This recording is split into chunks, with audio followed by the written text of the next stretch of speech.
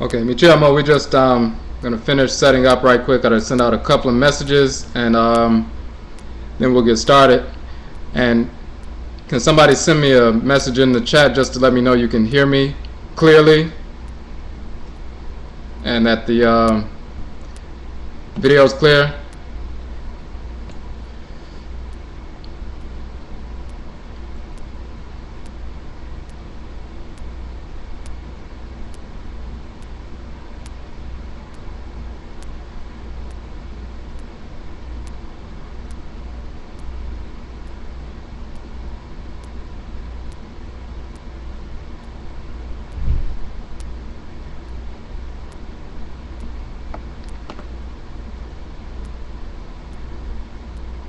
Alright, I'm gonna send out one more message and we'll be getting started. First, I'm gonna put the link up for the information on the discussion for today.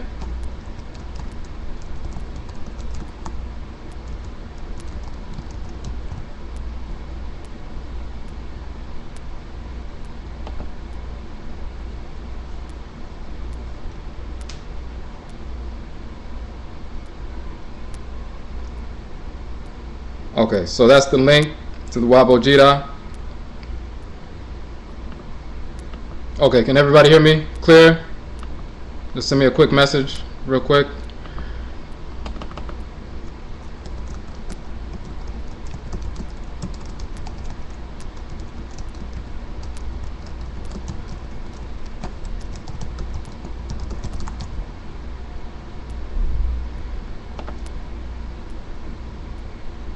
Just wanted to send out a reminder to some people.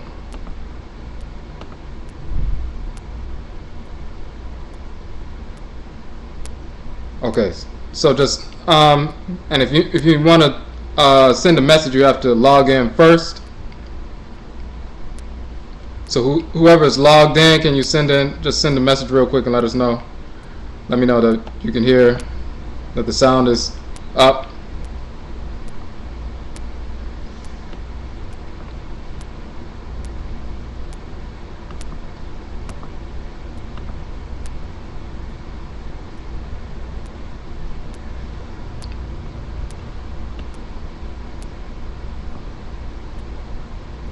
All right, and can you all see the link?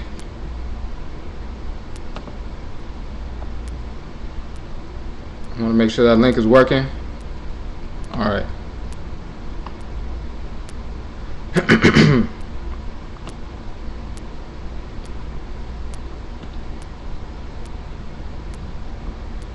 Okay. So all right, so somebody send me a message. I don't want to get started unless we know that the sound is clear. Just send me a quick message saying yes, you can hear me, and then we can get started. And if you have anybody has any questions from any previous session, you can post them throughout.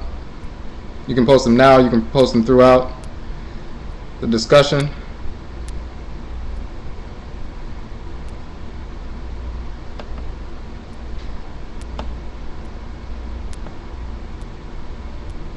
All right.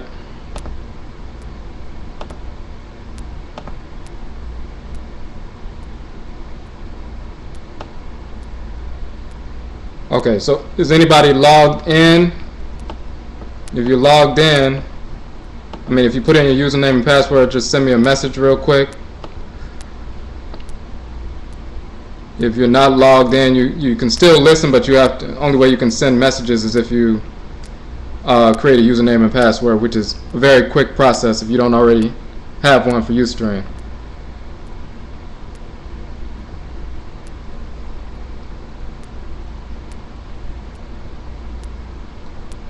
All right, so we're gonna get started. Michiamo, eneye, wahb-ODWIRA da, medinde Odwirafo, Kwesi Nehem, Ptah, Akhan.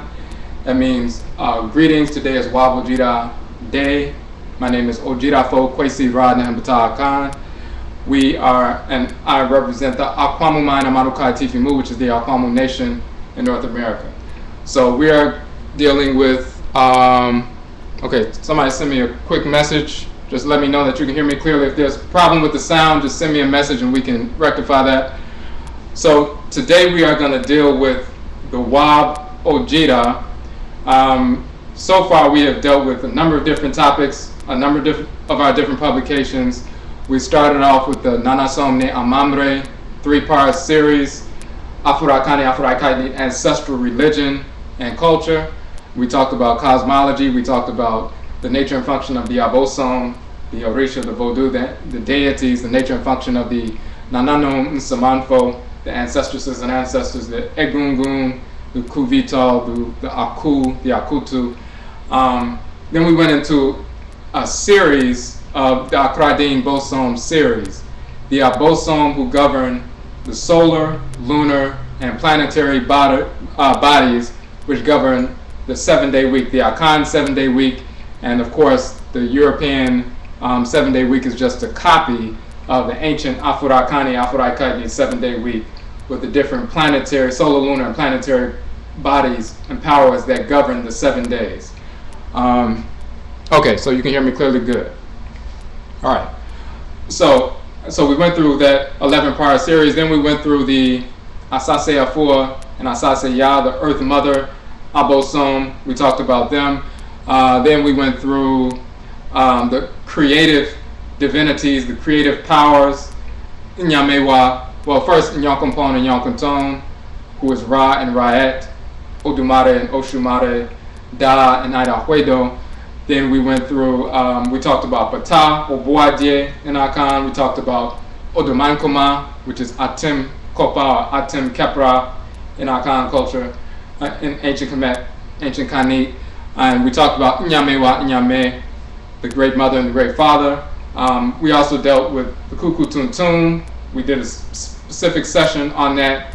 We did a session on the Okra complex, divine consciousness, the soul, your personal Abosone. And then we also did the 2-part series on Uben Sheng, the ancestral summons. So today we're going to deal with the wahb-ODWIRA Pa Nsaman Atemmu.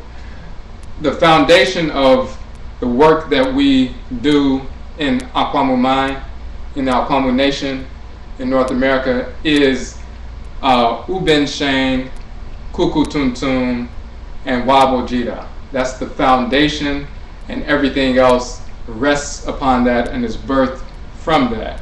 When we look at the Uben Sheng, the ancestral summons, it's talking about the revivifying energy of creative power. We dealt with the various ritual practices, the nature and function of the Abosone and the Nsaman, the deities and ancestral spirits in our lives, and so forth. We went into detail about that and the functionality of our ritual practices. When we deal with the Kuku Tuntun, we talked about cosmology, our place in the universe as Afurakani, Afuraitkaitnit people, the origins and the functions of the Abosone, the divinities, the origins of the class of Nananom, Nsaman, how they relate to us, and we talked about our true story, the jurisdiction that the Abosone and Nsaman have over, Abosone have over the universe, the Nananom and Nsaman have over our lives, including our true historical experiences dealing with ancestral religion, culture, how we lost culture in the sense of being neglectful and allowing the parasites to control a certain aspect of our culture and information, and how we need to return back to the real deal.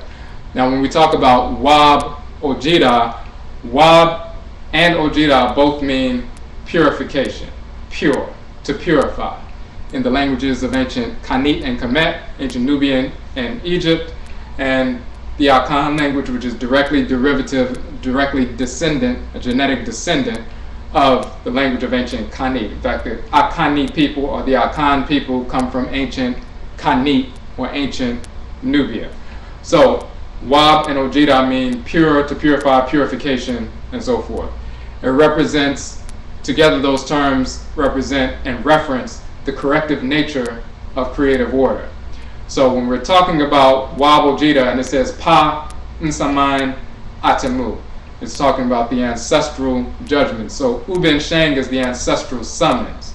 It's a call to Afurakanu, Afuraitkaitnut, to revivify the culture, wake up, and come back to the culture and embrace the culture, and recognize the nature and value of our cultural practices and how they are functional and not just purely symbolic. The Kuku Tuntun, you'll see the subtitle is the ancestral jurisdiction. It talks about the Abosone, the supreme being, Inyame wa Inyame, the Abosone, the divinities, the forces of nature that govern all of creation, and they have jurisdiction over all of the created universe. And then the Nanasom and Samanfo, our honored ancestresses and ancestors, those spiritually cultivated ancestresses and ancestors who have jurisdiction over our proper functioning in creation throughout the course of our lives, and jurisdiction over the course of our true story, and we have to align with divine order so the course of our true story can be something that's harmonious instead of self-destructive. Now we have the Wabo Jeta, which is the ancestral Nsaman Atemmu, meaning the ancestral judgment. When Earth, or Asase, moves around the Oriya, the sun, and returns to its point of origin, of course, that's one complete revolution. So revolution means going all the way around and returning to your origin. Now as Earth moves around the sun, as the Asase moves around the Oriya, and it takes the energy of the Oriya and transmits that energy through the different parts of the earth that need that energy through the seasons and wields that power, that's a restorative, renewing activity. And that's what we're dealing with Wabo Jeta. We're talking about renewal, purification, restoration. It's a combination of revolution and resolution, which is intelligence, is wisdom, is purification. Now, there's a certain requisite level of purification that is necessary for Afurakani, Afuraitkaitnit people to achieve in order for us to embrace Nanasom, Afurakani, Afuraitkaitnit ancestral religion fully and properly without profaning it, to embrace our Afurakani, Afuraitkaitnit Amammere ancestral culture fully and properly without profaning it. And those two, Nanasom and Amammere, ancestral religion, ancestral culture, are the basis, the foundation for Amansesew, which is nation building or restoration. So that's what it's about. You have Wabo Jeta, Uben Shang, Hukuntuntun. You have the ancestral judgment, the ancestral summons, the ancestral jurisdiction. You have Amansesew, which is nation building, restoration. You have Nanasom, ancestral religion, and then you have Amammere, ancestral culture. And the culture and the religion support the nation building or restoration. And we're going to get into that in detail. There's a certain requisite level of purification we need to achieve, or else when we embrace our ancestral culture, just our way of functioning in the world, if we bring the infection from the Achiwadye culture, the spirits of disorder, the whites and their offspring, then that culture will be infected, even though we believe ourselves to be Afrocentric, cultural, universal, or some foolishness, or whatever it is. We bring an infection into the culture, and then that just pollutes all of our thoughts, intentions, and actions, and the result is stagnation or regression. It's not progression, it's not a movement towards Amansesew, which is nation building, which is a spiritual activity. Every organ in your body has its own function. They are interdependent, and when they function, they serve the whole body. And within each organ, there are millions of cells. These cells are part of that organ or organ system, meaning they're part of that nation. And those nations are interdependent upon one another, and they serve the whole. In the same manner, you have Afurakani, Afuraitkaitnit people who are organized into different groups naturally, just like different organs in your body are governed by different Abosone. You have different Afurakani, Afuraitkaitnit groups, and then within the groups you have smaller groups and people governed by different Abosone, having different energy complexes. But this is a divine system of organization.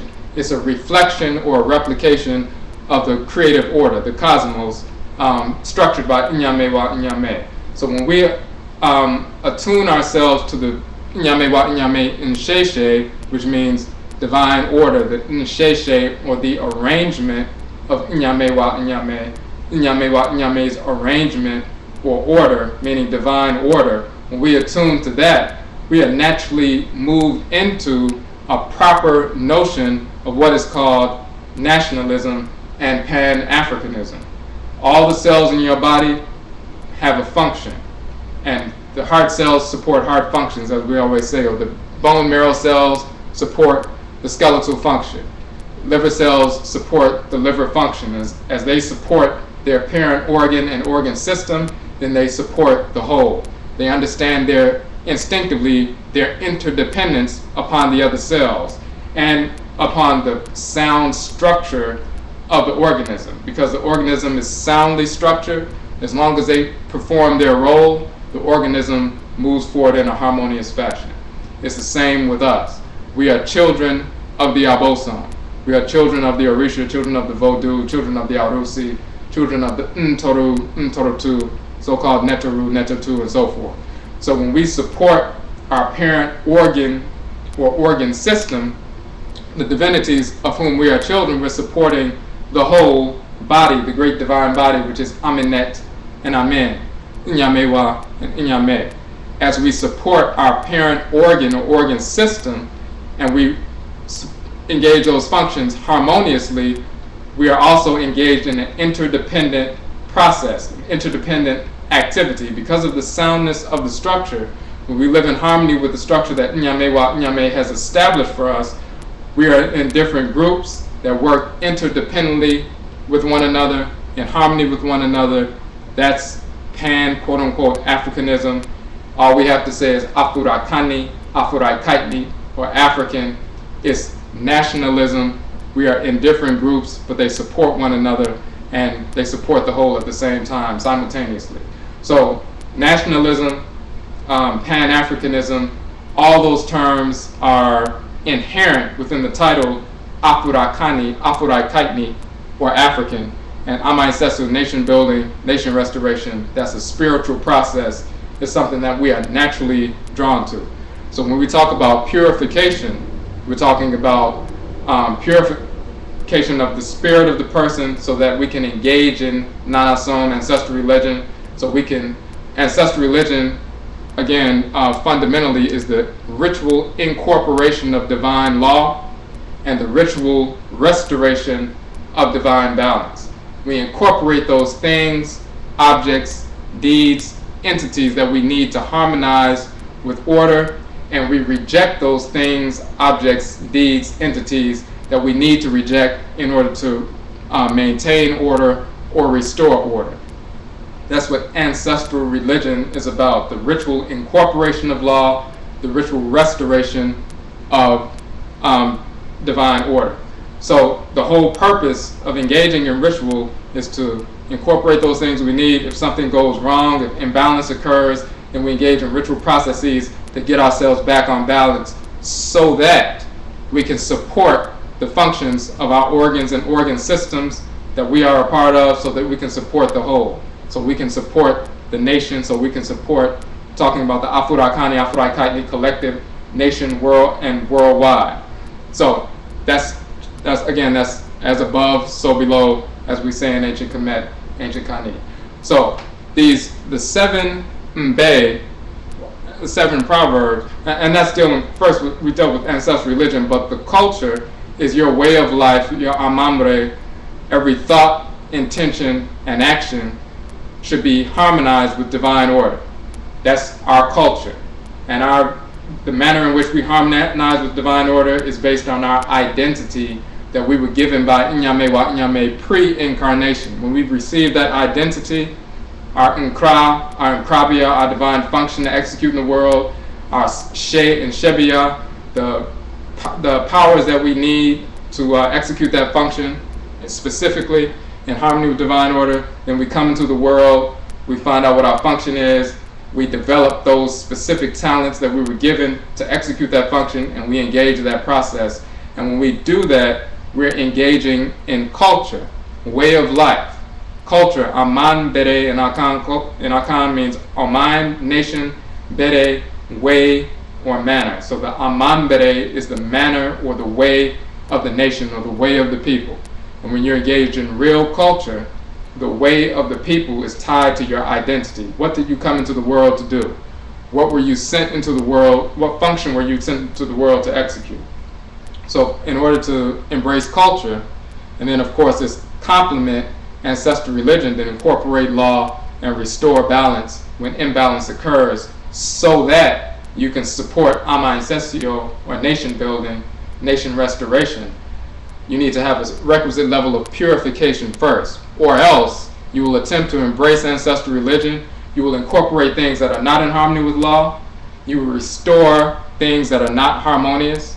When you engage culture, the way of the nation, the specific ways have been infected. So you will embrace cultural perversity that comes from the whites and their offspring. You will try to include that in the manner in which you execute your functions in the world. And then when you try to use those two, a corrupt culture and a corrupt religion, to support a nation building process or a nation restoration process, you'll produce a nation that's nothing more than a reflection of the perversity of a white controlled, white dominated, perverse nation, which is of course what we're living in right now. So we have to have a requisite level of purification.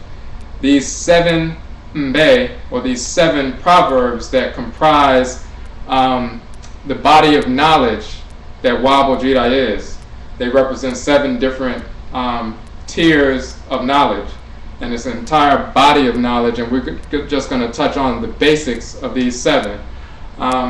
They were given by the Kadin boson to the Nanasom Nsaman of Aquamumain Amaruka Etifimu. So the Kadin boson again are the Abosone, or the divinities that govern the solar, lunar, and planetary bodies, which govern the Akhan 7-day week, but which the 7-day week of Afurakani, Afuraitkaitnit people. As we go through those different divinities, on Sunday, Awusi, who is our Sara in ancient Kemet, Osala, or Orisha-nla, or Obatala in the Yoruba tradition, but Awusi in Akhan culture, Ajua, who is Aset in ancient Kemet, she's Oduwa in the Yoruba tradition, Benna, who is Ogun and Ogu and Heru Behudet, Abena, who is Sekhmet, Iyami, Abeni, you have Awuku, who is Eshu, Legba, and so forth, Legba and Vodun, Akua, who is Agberu in the Yoruba tradition, Set, Akua, who is Nebethet in ancient Kemet. She is called Agberu in the Yoruba tradition. Awuku is called Set in ancient Kemet, and Eshu, Elegba in the Yoruba tradition. Yao is called Heru in ancient Kemet. Yao is called Shango in the Yoruba tradition. He's called Hevioso or So or Sokbo in Vodun. Ya is called Oya in the Yoruba tradition. She's called Ya in Akhan. She's called Wachet or Uchet, Uchat, Oya, Ocha in ancient Kemet. Abejida in Vodun. You have Abba in Akhan culture. You have Oba, the female Orisha Oba, the first wife of Shango in the Yoruba tradition. Nekebet, or Nchabet, or Nchaba, or Nyaba, Abba in ancient Kemet. And then you also have Afi, who is Oshun in the Yoruba tradition, Heteru in ancient Kemet. And then Amammere, who is called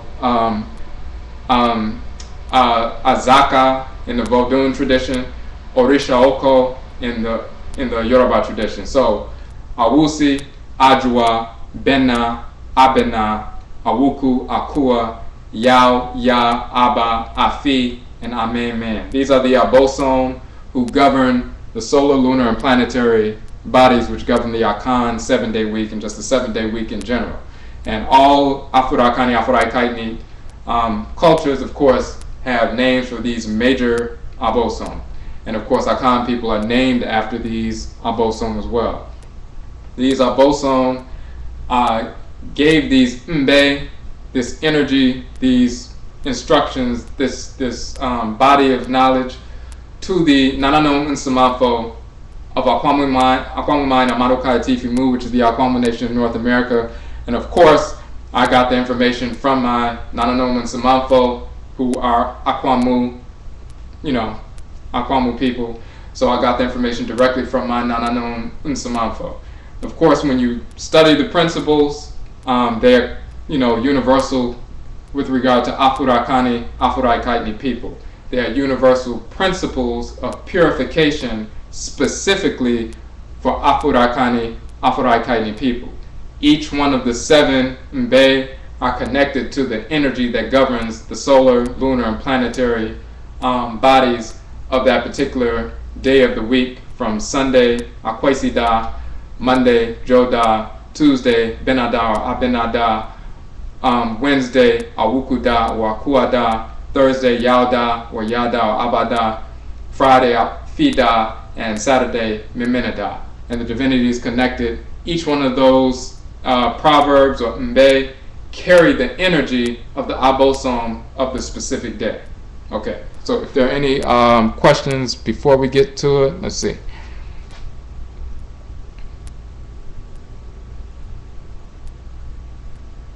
Okay, I'm gonna answer that real quick. You said drinking wine a taboo contingent upon your ka or not acceptable overall. It depends on what your goal is for. Drinking is inebriation is not something that we engage in.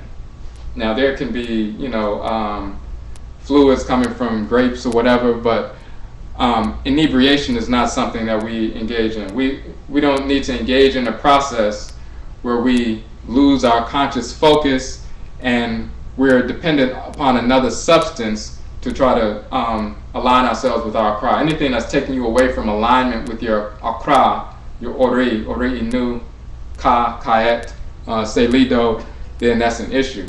If the intent is towards inebriation, then that's a problem. But we can get into some of that as we get through to some of the different Mbe dealing with some of those issues.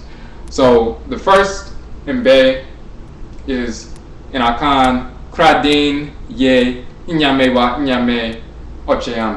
So we're going to break down the terms, what they mean in Twi, and what it represents. Kadin. Kra means soul in Akhan culture. Din means name. So the Kadin is the soul name. My Kadin, or my soul's name, is Kwesi because my Kra is a subject of or a child of the Abosone Awusi. So a Kadin is your soul's name. Now that's dealing with the Akhan culture, but even outside of Akhan culture, whether you have in Yoruba, Ori Inu, Selido and Vodun, Chi and Igbo, everybody's name is connected to their soul. If you have a properly given name, then it's connected to your soul, your divine consciousness. Again, your Okra or your Okra is a personal Abosome. It's a divinity that has been assigned to you and dwells within your head. It directs you in harmony with divine order. Encoded within your Kra is your specific function. So before you come into the world, you're a Sunsum, you're a spirit in the spirit world, in the ancestral realm. You go before Inyame wa Inyame, the supreme being. They infuse you with a specific function to execute in the world. Just like every organ has a specific function and is given a form and the energy it needs to execute that function, you are given a specific function to execute in creation within the great divine body of Inyame wa Inyame. So you're given an Nkra and Nkrabia, the male and female aspects of that divine function, and the knowledge of that divine function, what the function is, and the manner in which you need to execute that function. Then you're given She and Shebia, you're given the power of compulsion that you can wield to execute that function, to draw on the resources you're given spiritually, a certain configuration of spiritual forces. Are you going to have fiery energy predominantly? Are you going to be assigned watery energy predominantly?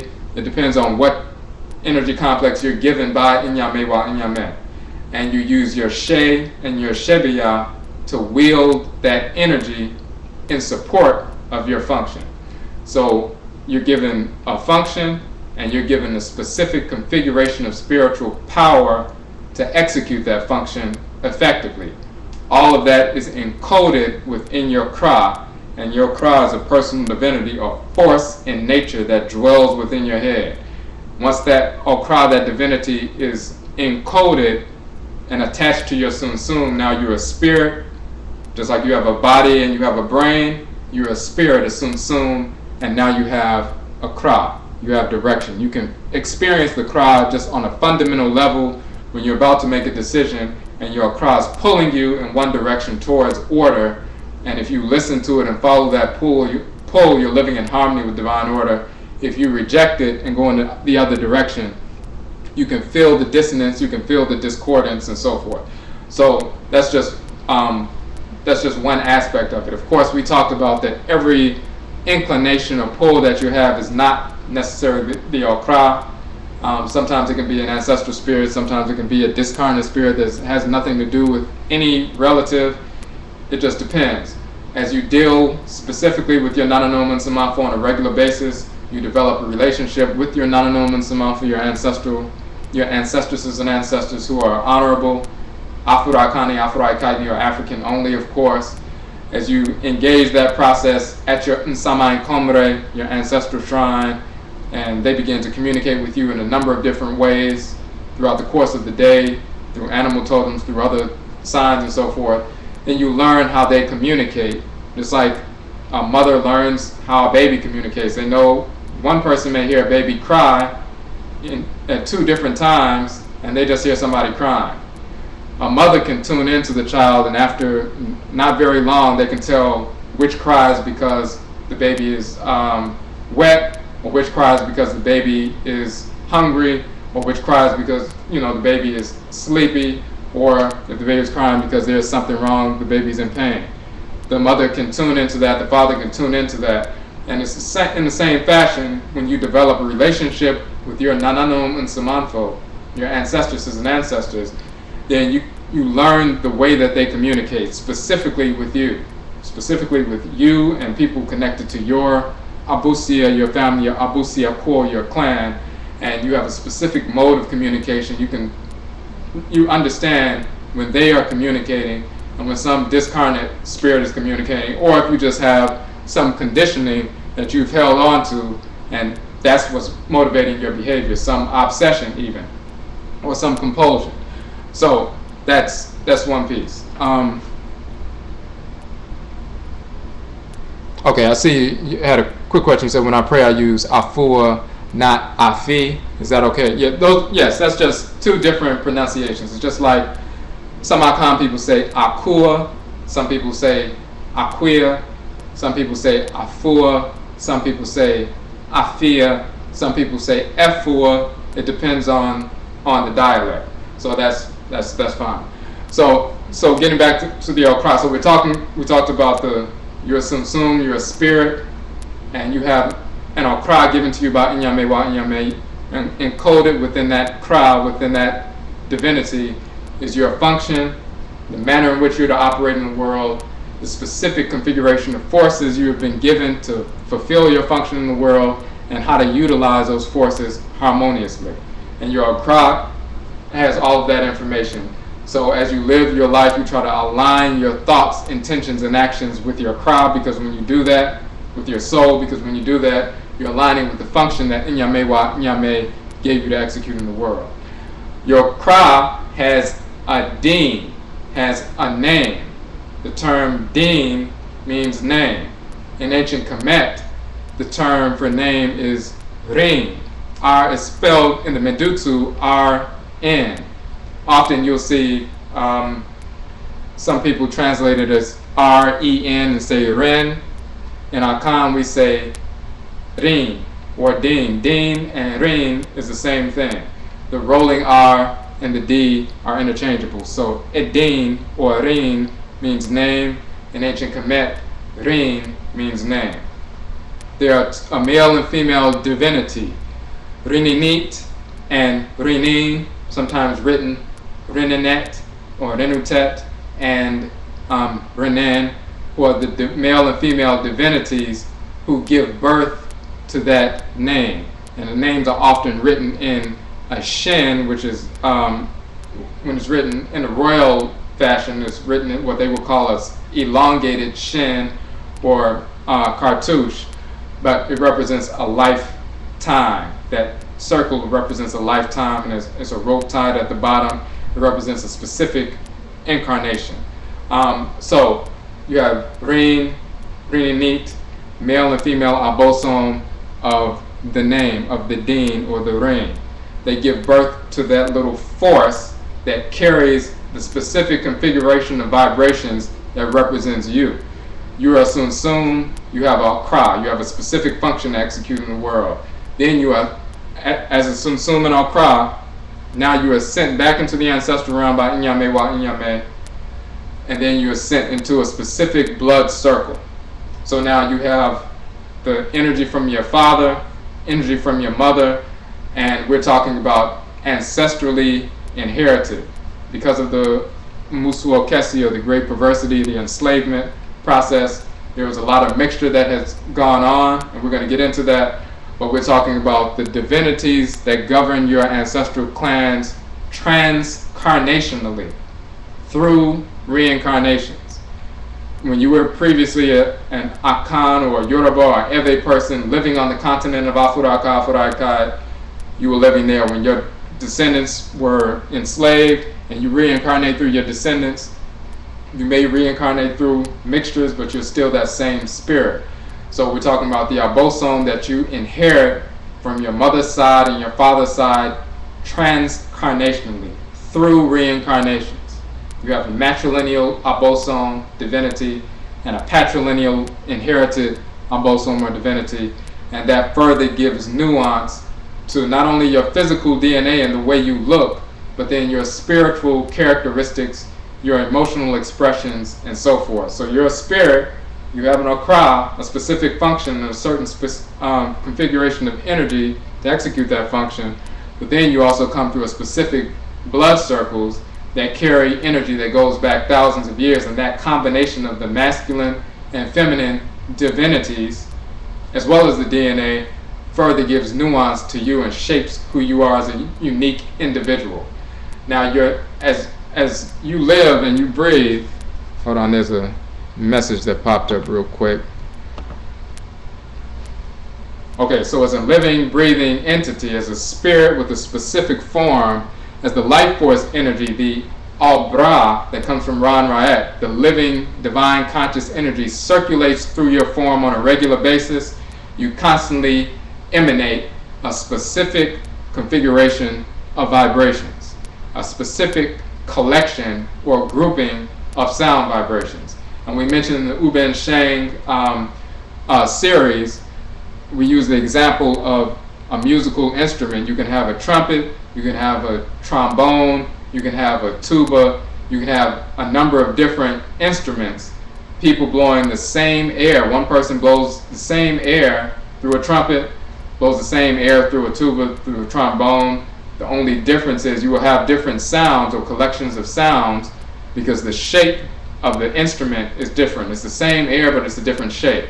If they blow it through a clarinet or flute or whatever, because the shape is different, the form is different, the specific configuration of vibrations that emanate from that form comes out slightly different. Because the life force energy of Ra and Ra'et moving through Afurakani, Afuraitkaitnit people, you have your own unique form spiritually, and your physical body is a replication of that unique spiritual form. Then as the life force energy circulates throughout your unique form, there's a specific collection of vibrations, a specific grouping of sound waves that is unique to your form, unique to your specific structure that emanates from you on a regular basis. Your repeating that collection of vibrations is you repeating your actual true name. Now, if you project a different collection of vibrations that's different from the actual collection of vibrations emanating from you, and you receive a different collection of vibrations, and you identify, you ingest that collection of vibrations and identify that false set as your name and try to internalize that, then you create a disruption within your own spirit. You can't identify with a collection of vibrations or energy that has nothing to do with you.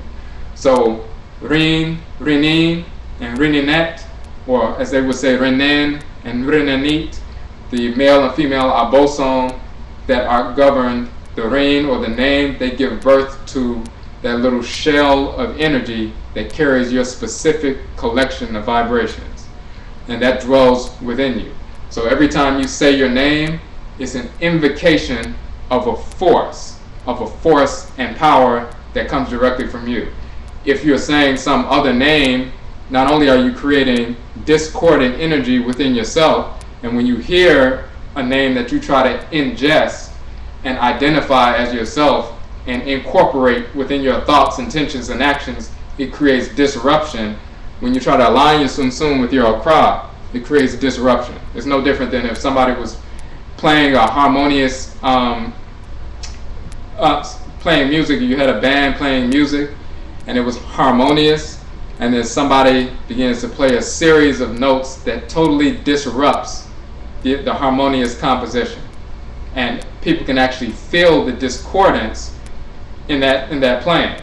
It's the same thing with us. If you have a name that doesn't resonate with the actual vibrations that are constantly emanating from you on a regular basis, then you're repeating a set of vibrations that are in conflict with you, so you're in conflict with yourself. Kadin ye inyamewa inyame oh-jee. The soul name Kadin ye is inyamewa inyamewa amenet amens oh-jee, meaning spokesperson. So in Akhan culture, you will see the Oheni, the king, or the Ohema, the queen mother, sitting on their egwa, on their thrones, and then you will see the oh-jee, the spokesperson, standing next to them with an mpoma, a staff, and that's the mouthpiece of the Oheni or the Ohema. And the people don't speak directly to the Oheni or Ohema, they speak to the spokesperson, the oh-jee. Then the oh-jee speaks to the king or queen mother, then the king or queen mother speaks back to the oh-jee, then they speak to the people.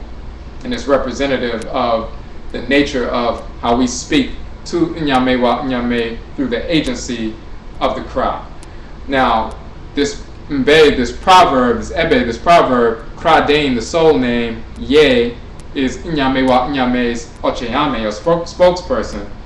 Your Kradane, which is the name associated with your Kra, of course carries your specific function that you're to execute in the world. There's a proverb in Akhan culture that states that no one was there when you received your Nkrabeya, your divine function, from Inyame wa Inyame. It was given to you specifically. You have a specific function that's different from every other entity's function in the universe. So your name should reflect that. Your name is a formula.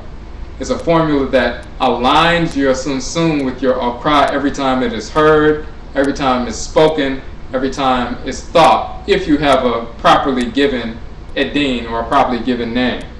So, because it's a collection of vibrations, it's the one formula or set of vibrations that you hear more than any other formula or set of vibrations throughout the course of your life, because people will always call you by your name, and you'll always, give someone your name throughout the course of your life. So that specific collection of vibrations is a formula that you hear more than any other formula throughout your life. It is a force and it's a power, it's an entity.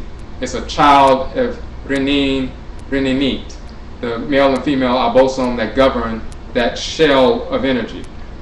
As you're constantly emanating these vibrations and it shapes into that force, when you speak your name, you invoke that force and you stimulate the actual powers that were encoded in your Kra for you to execute your function in the world. Every time you hear it, it forces you to align with your Kra, to align with your divine function.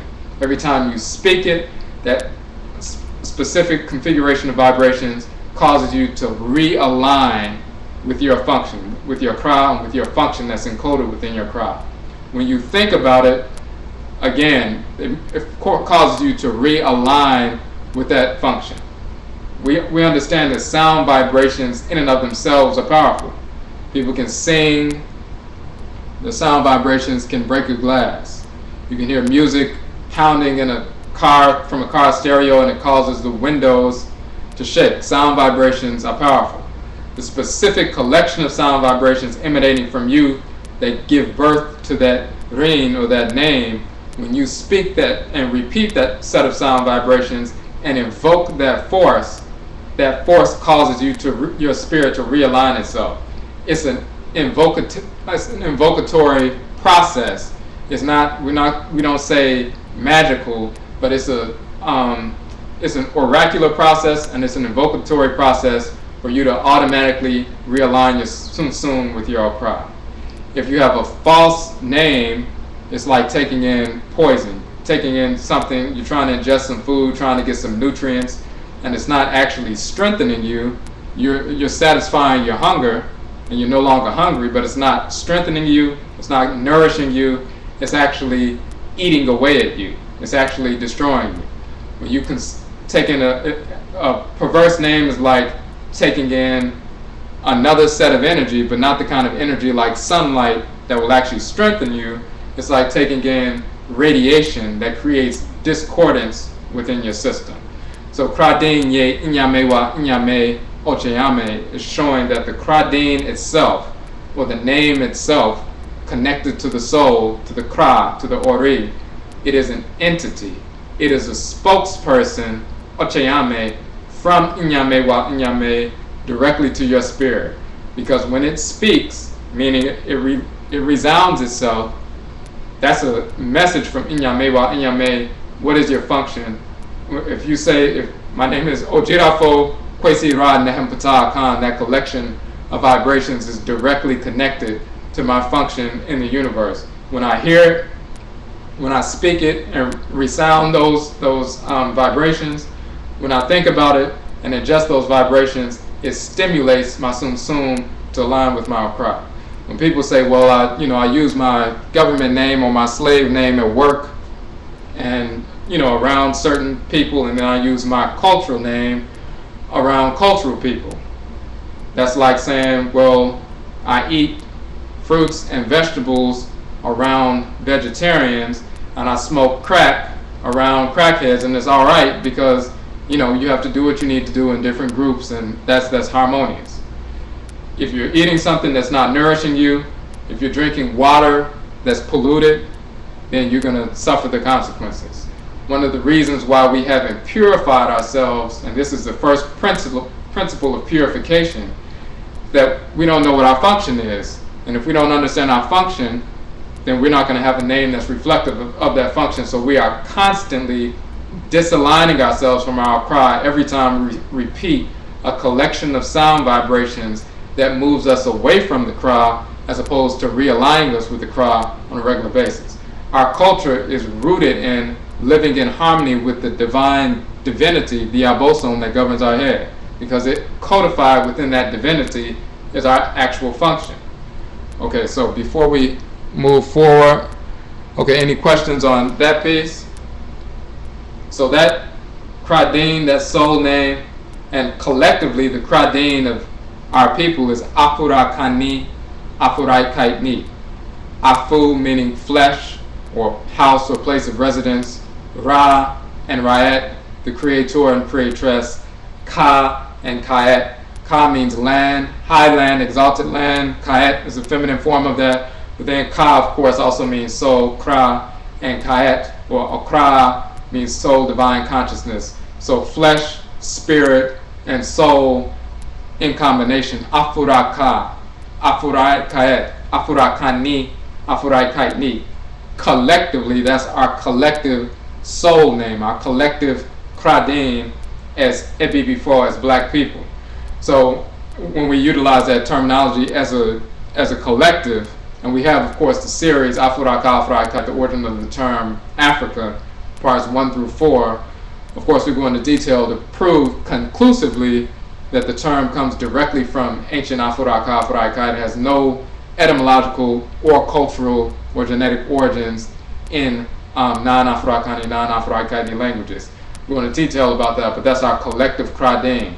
When we identify ourselves as the Ka of Afura, or the Kaet of Afuraiet, Afurakani people, Afuraitkaitnit people, that begins to align our Ba and with our Ka, our spirits with our souls, our Obra with our Okra, as we say in our Akhan culture.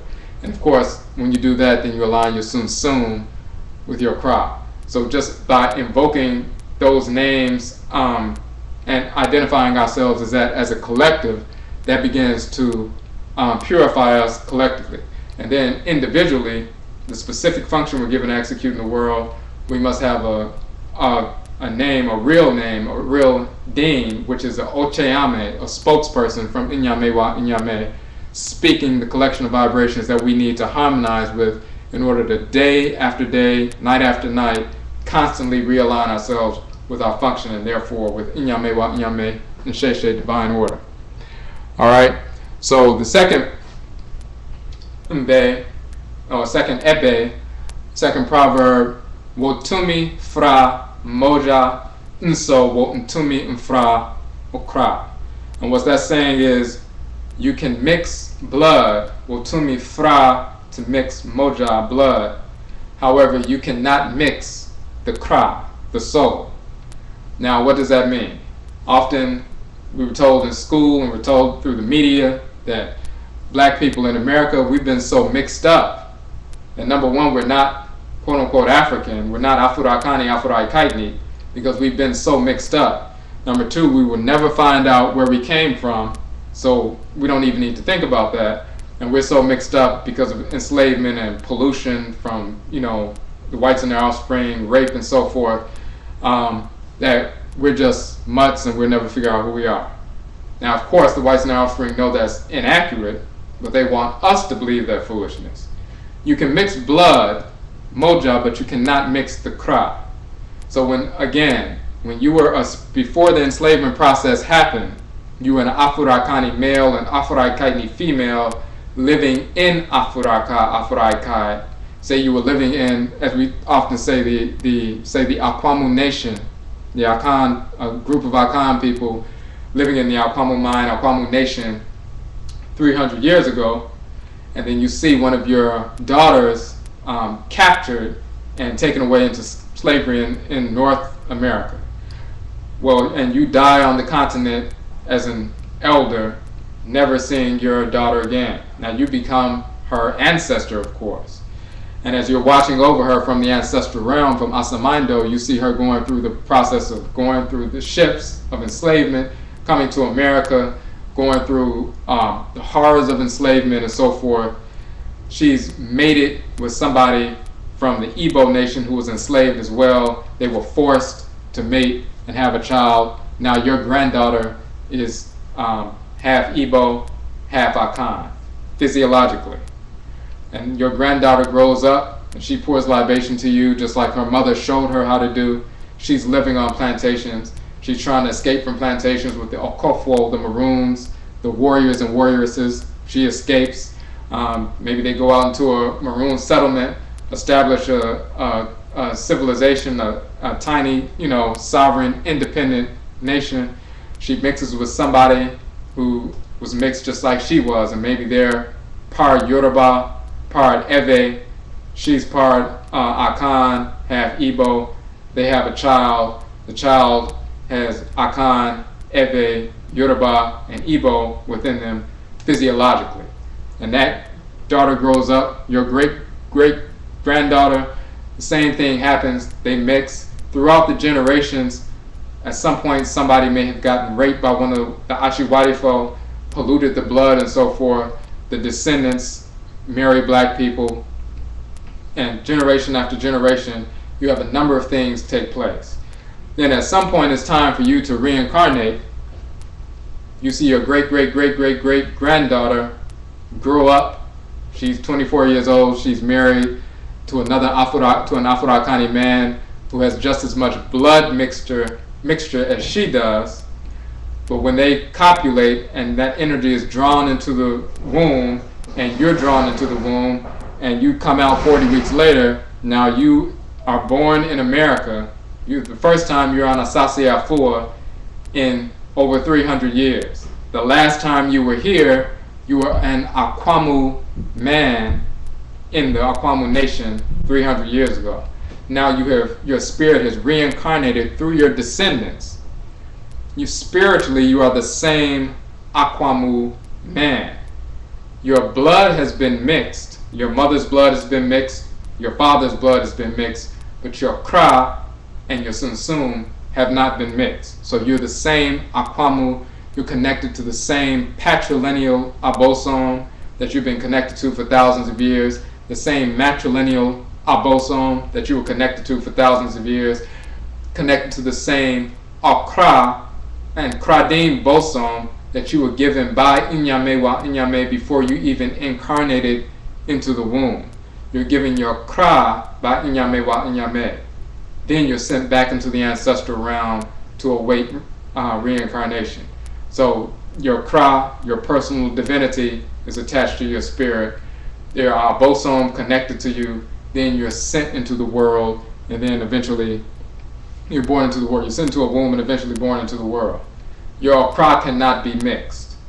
No physical violence can attack the Kra. So that's the basis of the identity. Blood-wise, consanguineous identity, you can't base everything only on blood ties. That's only part of the equation. It's a critical part, but it's not the only part. You can't focus specifically on Y chromosomal DNA or mitochondrial DNA. You can have, you can have a mother who's Yoruba, you can have a father who's Akhan, his father may have been Akhan, his father may have been Akhan, but his wife may have been Igbo.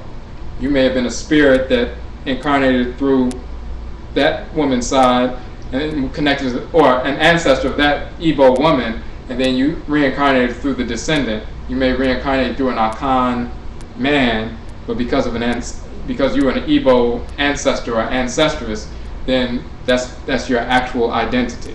So we can't focus only on mitochondrial DNA and Y chromosomal DNA, haplogroups and so forth. That gives only part of the picture.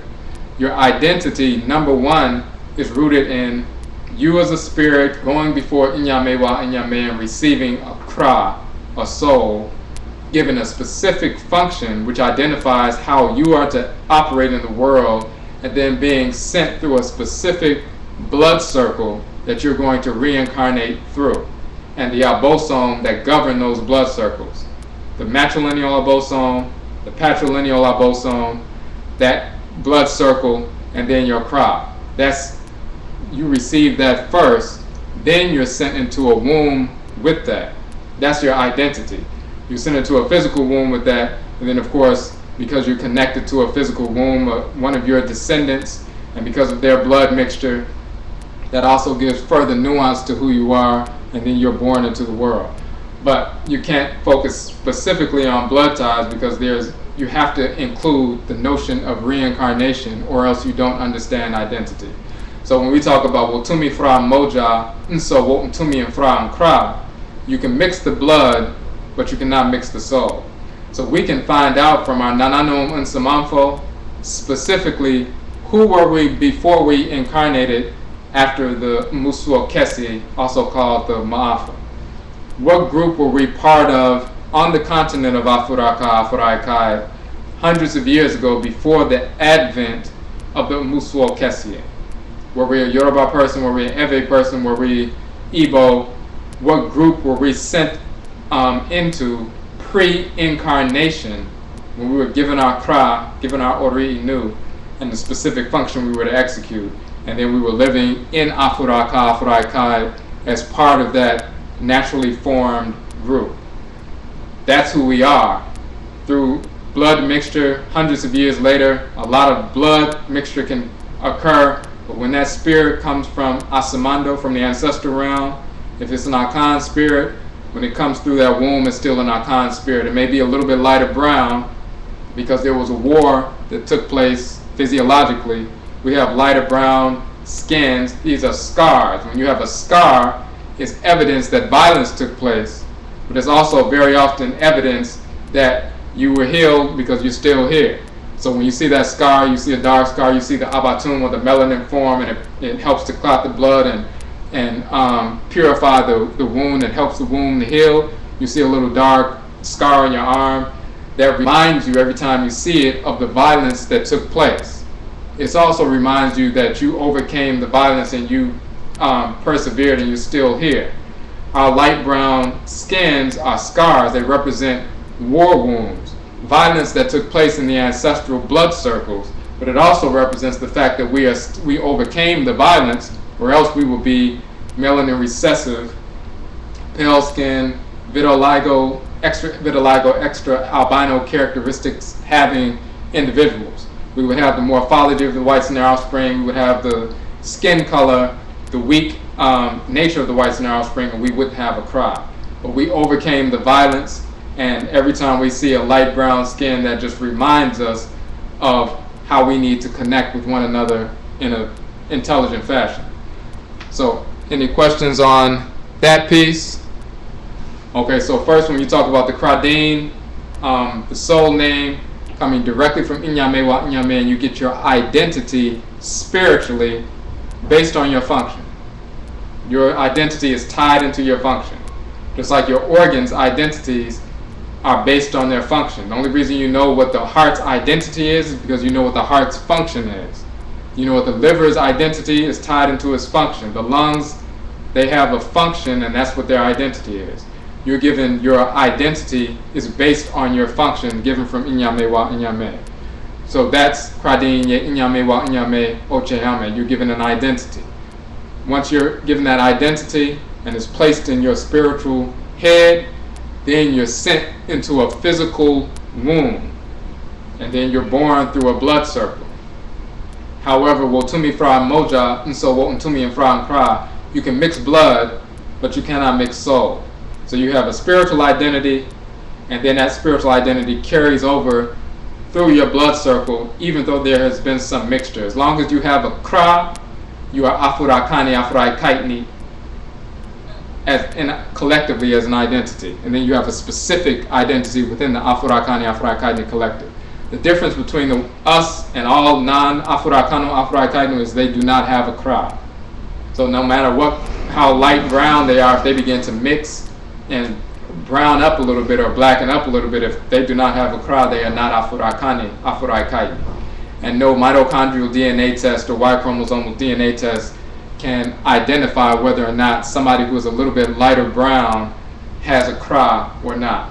We can identify that because we have investigative tools of forensic spirituality, oracular divination, and other forms of divination that can determine that. So the next ebe deals specifically with that. Odwirafo ye achiwadiefo na achiwadiefo nyina nye odwirafo, which means the whites and their offspring, Odwirafo ye achiwadiefo, are spirits of disorder, are divinely hated by Inyame wa Inyame, the Supreme Being, the Abosone and Nsaman. They are spirits of disorder, divinely prohibited. Na achiwadifo inyina inye Odwirafo. However, all achiwadifo are not the whites and their offspring. So all of the whites and their offspring, white Europeans, Americans, white Hispanics, white Asians, white Hindus, white Arabs, white, all non-Afurakani, non-Afuraitkaitnit people, all non-black people, Odwirafo, all of the whites and their offspring, ye achiwadiefo, are spirits of disorder. Achide in Akhan, adie means thing, object, deed, or entity. Chi means to hate. So achide or achiwadie means that which is hated, that thing, object, deed, or entity. Adie, which is hated, chi, by Inyame wa Inyame, the Supreme Being. It's a divinely prohibited thing, object, deed, or entity. What we will call a taboo, that which is divinely hated. Rape is echiwadie, divinely hated. Child molestation is echiwadie, divinely hated. And then you have entities, spirits of disorder, whose cry has disengaged from them. They no longer have a cry, and they engage like cancerous cells in the body that consume and destroy until they're destroyed by the immune system. The whites and their offspring are cancerous cells in the body of black humanity. Humanity was only created as Afurakani, Afuraitkaitnit, black, and for millions of years we have been Afurakani, Afuraitkaitnit people. A small percentage of the cells, less than one out of every 100,000 became cancerous. It's like 1 out of every 100,000 cells in your body approximately becomes cancerous, and they begin to move and consume and destroy everything in their path until the immune system cells arrest their development, isolate them, and destroy them for the maintenance of the vehicle, the organism. The whites and their offspring are a tiny group of cancerous cells in the body of black humanity who manifested a few thousand years ago and began to spread, and wherever they moved in the world, they attempted to consume and destroy everything in their path, and they continue on that process. For most of their existence, they have been unsuccessful. They have waged war for thousands and thousands of years against our people. For the vast majority of that time, over 90% of that time, they were not able to defeat our people. We've defeated them for thousands of years in various theaters of war around the world. It's only really in the past 100 plus years that they've gained the upper hand. They have not ruled us for 400 years. They have not ruled us for 6,000 years and some other foolishness like that. The whites and their offspring, for example, got to West Africa, Afuraitkai, in the 12,400s or the 1400s, mid-1400s. For example, in Akhan culture around 1471, 12,471, they built a fort 12,482 around 1482, but they didn't take over any Akhan group until the 1880s, around the 1870s, 1880s. And that was because different Akhan groups were fighting against one another. They were there for 400 years, over 400 years, throughout before the beginning of enslavement, during the entire process, and after enslavement, for example, in North America and in South America and the Caribbean was already outlawed. They were in, for example, Ghana and other parts of West Africa, Afuraitkai, that entire time and had not dominated any group, any nation during that time. It wasn't until they were able to capitalize on us waging war against one another, engage in civil wars, crumbling internal implosion of societies, and they arming both sides of the conflict and playing one side against the other, that in the late 1880s you will notice the various groups beginning to fall off and fall under the control of the whites and their offspring. So they were there before, during, and after the enslavement process, and they were not in control for that 400 plus year period. They didn't gain control until after that, the late 1880s, late 1800s into the early 1900s. And now, of course, many of our people are beginning, in the 12,950s or 1950s and 60s, we began to break the yoke of enslavement, cultural enslavement, political enslavement from the whites and their offspring. We started these independence movements, liberation movements all over the continent of Africa, Afuraitkai. First it was ancient Khanit or Sudan that liberated themselves first. Then Ghana came after them. Ghana was not first, it was Sudan who was first a few years before Ghana, and then it began to mushroom all around the continent. We gained political control. We took back our political control, but because culturally the whites and their offspring are still dominant, we are still not free. And that's why culture is key. When we talk about Achiwadifo, divine prohibitions, Achiwade, divinely hated, Achiwadifo, fo means group of people, so Achiwadifo is a term for the whites and their offspring. They are the Achiwadie, or divinely prohibited, divinely hated fo group. So Aborofo, the traditional tree term or Akhan term for the whites and their offspring, ye Achiwadifo. That's a further definition. Boro means to sabotage. Aborofo means the sabotaging people. That's a term that Akhan people use generally for the whites and their offspring. The singular term is Obroni, the plural is Odwirafo. Our Nsaman gave us the term Odwirafo as a more detailed definition of the nature of the Odwirafo. Why are they sabotaging people? Because they are divinely hated by Inyame. They are spirits of disorder, spirits without an Okrawa, an Ori Inu, a Sevido, a Akhan, and so forth. So Odwirafo ye Odwirafo. Na Odwirafo Nina Nye Odwirafo. All of the whites in our offspring are spirits of disorder, divinely hated, divinely rejected by the Supreme Being, yet all divinely hated entities are not the whites in our offspring. So the first part is clear. All non-black people are spirits of disorder, just like all cancerous cells in your body are disordered cells. None of them are, some cancerous cells are nice and the other ones aren't. They are defined as cancerous because of their activity, because of their structure, because of their form, because of their nature, and that nature that they have taken on. And the divine response to cancerous cells is to destroy them, to exterminate them. The whites and their offspring, because they have lost their Akra forever, they are now function as spirits of disorder. They are cancerous cells. So all of them, everyone that exists, that has existed in the past, and that ever will exist in the future until they become extinct, until we make them extinct, are spirits of disorder. There is no exception for this reality. Period. None. So all of them are spirits of disorder. Odwirafo. However, there are Odwirafo in addition to the whites and their offspring. There are some black people who have become Odwirafo. Those who have neglected their Kra or rejected their Kra to the extent that they have repelled their Kra, repelled their Ori, repelled their Selido, repelled their Ka and Kayat, and now they malfunction in the world as spirits of disorder. These people, you can see in their behavior. They begin to engage in activities such as rape and child molestation and murder, unjustified killing, as opposed to justified killing for self-defense or offense or whatever, but unjustified murder, killing, which is murder, extreme lust, extreme antisocial behavior, rape, incest, child molestation, that kind of thing, as well as a number of different behaviors. But people who have disengaged with the Kra to the extent that their Kra is totally disengaged and has gone for good, now they have become spirits of disorder as well.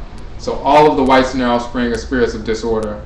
And there are some spirits of disorder that are not white as well. So we understand who our enemy is, of course, outside of our race, but then, which includes all non-Afurakani, Afuraitkaitnit people, Asians, Europeans, Hindus, Americans, white Hispanics, Latinos, so-called pseudo-Native Americans. All of them are non-Afurakanu, non-Afuraitkaitnut.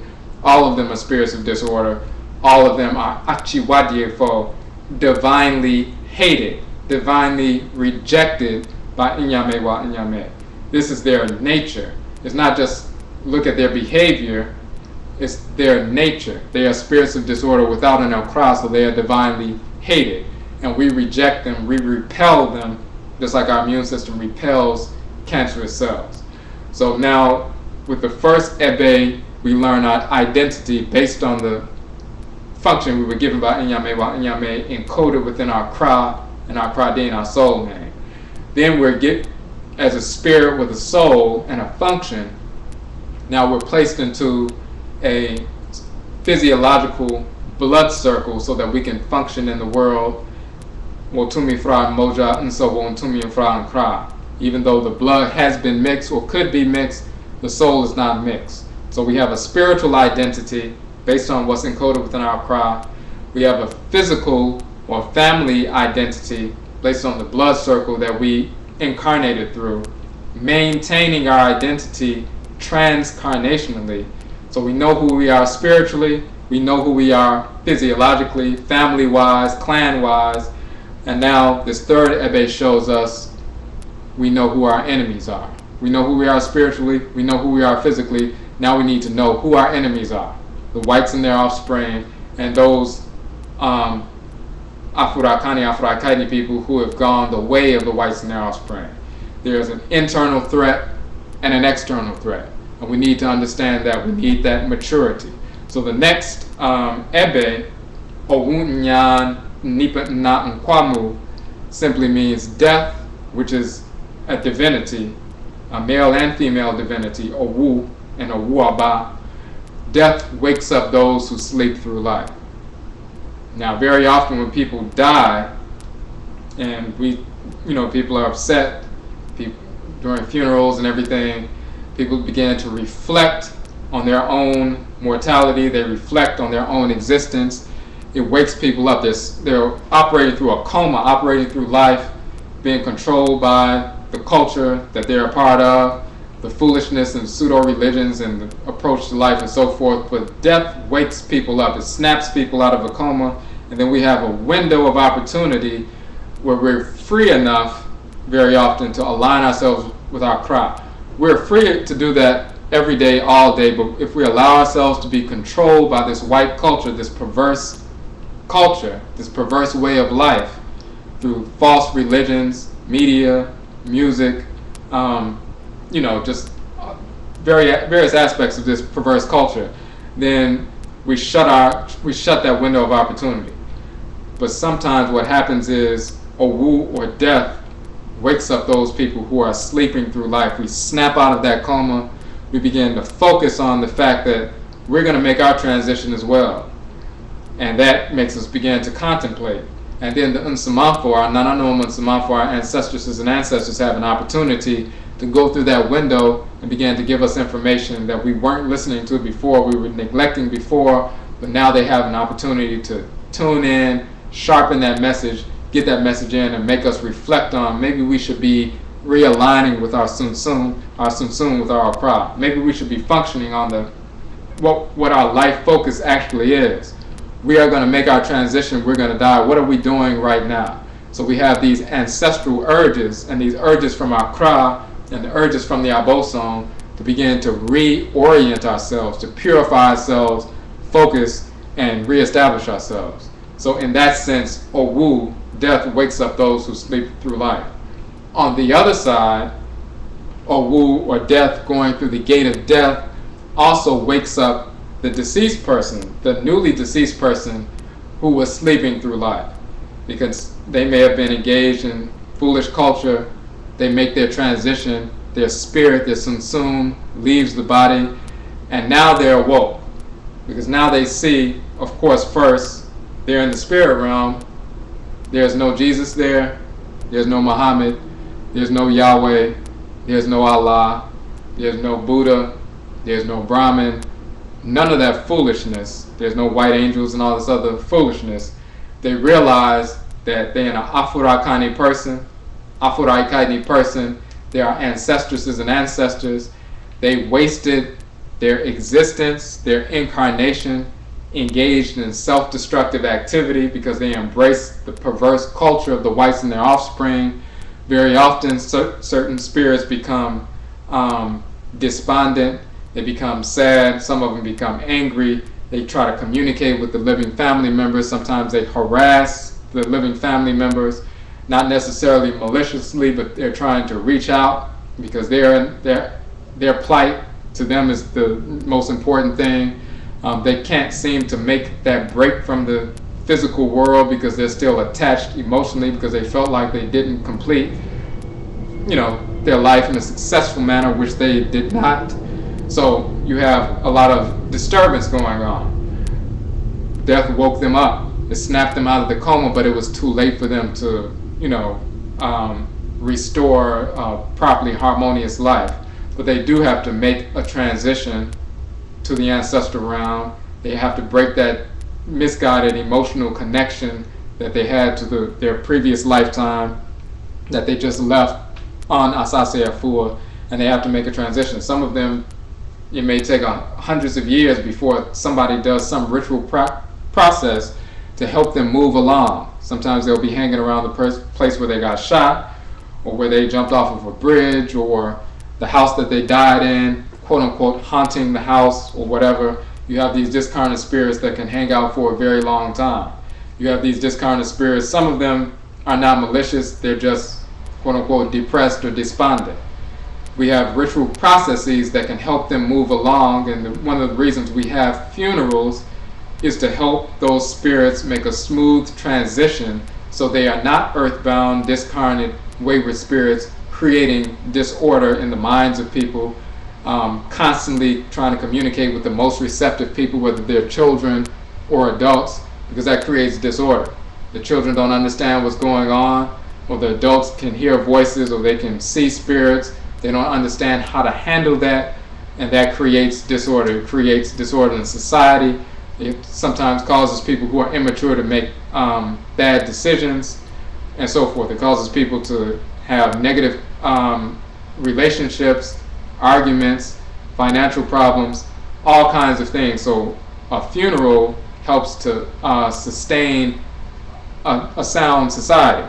One of the reasons that we focused on funerals in ancient Kemet, ancient Kanit, Akhan people, and other people in Afuraitkaitnut, the whites and their offspring will often say, why are they so focused on the dead? Why do they focus on funerals, and why is that such a big thing? Because if you have a sound funerary practice, as we mentioned in the oh-jee video, if you have sound, and the Akua video, if you have sound funerary practices, that helps to stabilize society, because you don't have a population of discarnate earthbound spirits. The vast majority of them have moved on to Asamando, so you don't have that conflict or that competition for the people's awareness, where you have discarnate wayward spirits who are depressed or angry or upset, trying to get the attention of receptive people, whether they're young or adults. So on both sides, Owu, death wakes up those who sleep through life. It would behoove us to recognize that reality when we're mature, understand that we will go through the gate of Owu, through the gate of death, and of course death and birth are two halves of a whole. Death and life are not two halves of a whole. Birth is a gate that we move through, and we live in the physical world. We go through the gate of death, we live in the spirit world. We go through the gate of birth, we reincarnate and live through the physical world. Life is continuous, but birth and death are two halves of a whole. They are complementary opposites. When we go through that gate of Owu, of death, then that will wake us up, and we know we're going to go through that gate. So that forces us to reflect on, why are we here? What is our function? And if we don't execute our function, we're just simply creating disorder on a regular basis. And when you engage in disordered behavior on a consistent basis, when you do go through that gate of death, you don't automatically become a quote-unquote angel, or you get a clean slate. You still have all the conditionings within your spirit that you had when you had a physical body. Physical body is just vessel to operate and communicate with other physical entities in the physical world. But those conditionings are conditionings of the spirit. They are energic, and they remain in that energic spiritual body that we call Nsaman, that is often called a ghost. But they remain in that energic body, and you're the spirit that's been depressed or engaged in self-destructive, lustful behavior or malicious behavior. When their body is gone and buried, their spirit is still conditioned by that kind of corrupt energy, and they still operate in that fashion. So death wakes you up, and you have an opportunity every time you think about death or Wu, making that transition, to focus on what your purpose in the world is, what your life focus is. When we pour libation and do oh-jee to the Nanasom,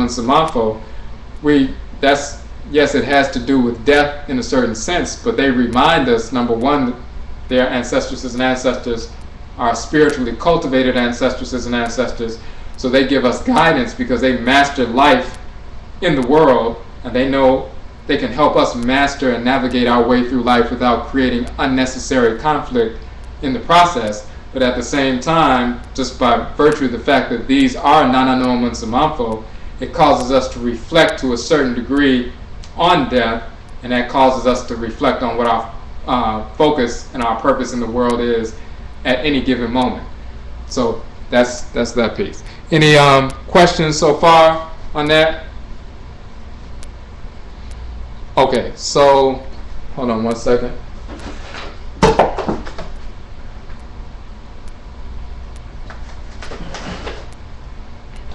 Okay, so we're going to go to the next piece.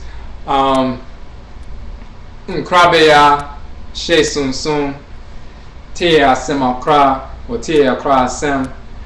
That means it is the Nkrabeya that forces the sun sun or compels the sun sun to obey the Okra. And we kind of touched on this already. The Nkrabeya is the female aspect of your divine function. The Nkra is the male aspect. In the book, the Okra complex, the soul of Akhan, we show a diagram of the brain, the right and left hemispheres of the cerebrum, and the right and left hemispheres of the cerebellum.